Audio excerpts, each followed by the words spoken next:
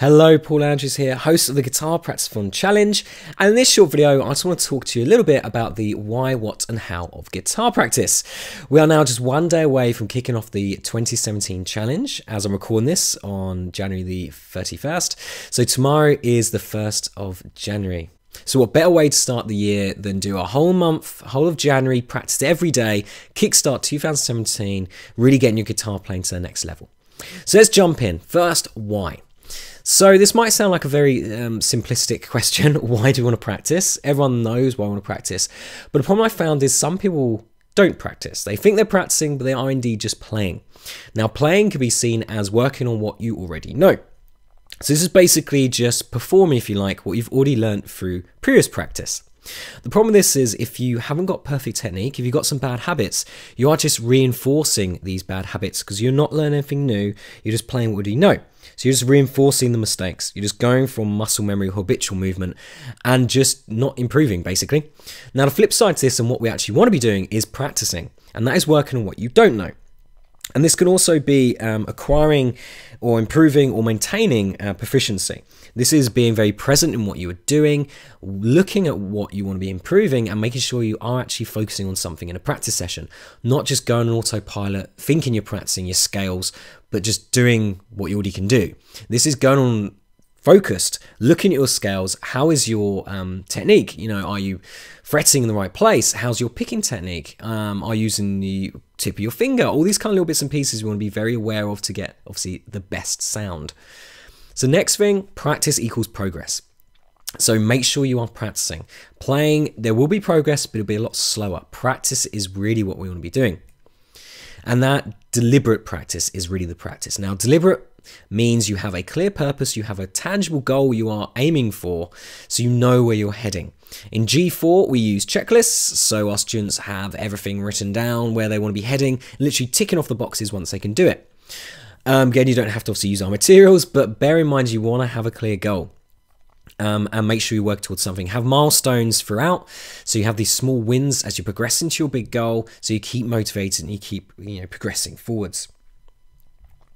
Now the next thing is really the how to practice, or the what I should say.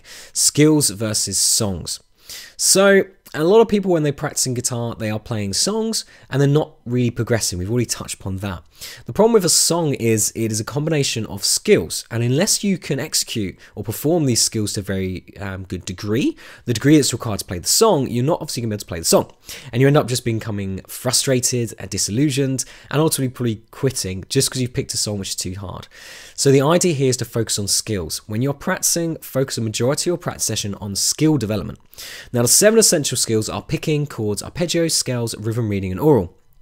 Now there can be maybe some sub skills, you could even throw in some other ones here, but these are really the primary kind of 7 I'd say to really work on. Now these are what's going to help you play your songs better. So songs are just one or more of these skills basically. So make sure you are practicing your skills more so than your songs. Then we come to the how to practice. So what should you actually be doing in your practice session? So I'd basically divide a practice session into 4 parts. You've got part 1 picking, part 2 is skill 1 development, part 2 is developing a second skill, then you end with your songs at the end. Now if you're doing 20 minutes practice, you could do 5 minutes picking, 5 minutes skill 1, 5 minutes skill 2 and 5 minutes songs.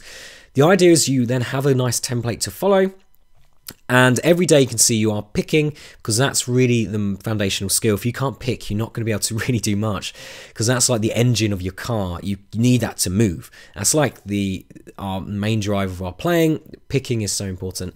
And then rotate the remaining skills. So for instance, if on a Monday you are doing arpeggios and rhythm for your skills, then on Tuesday you could do scales and aural. And then every day you just rotate your skills. So you get to the end of the week, you've gone through all your skills. You're not leaving anything out. Everything's progressing at a good level.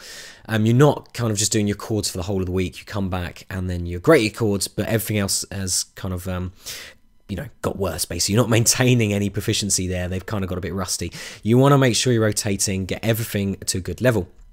If you do longer sessions, then you can just put some on the end. You could do longer song work.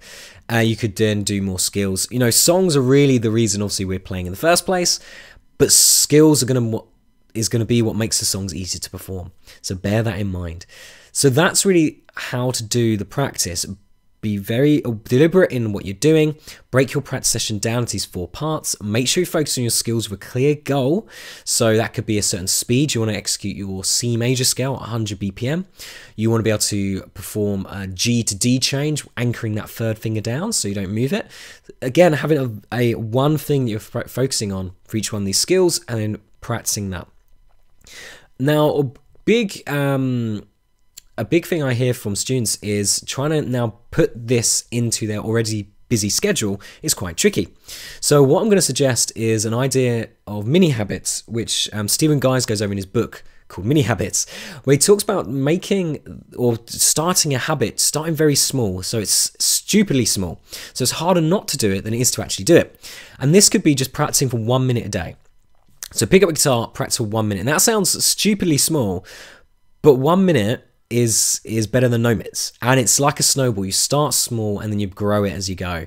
So that 1 minute, very rarely would you pick up the guitar and just play for 1 minute. You're more likely to do obviously 10, 20, half an hour, 40 minutes.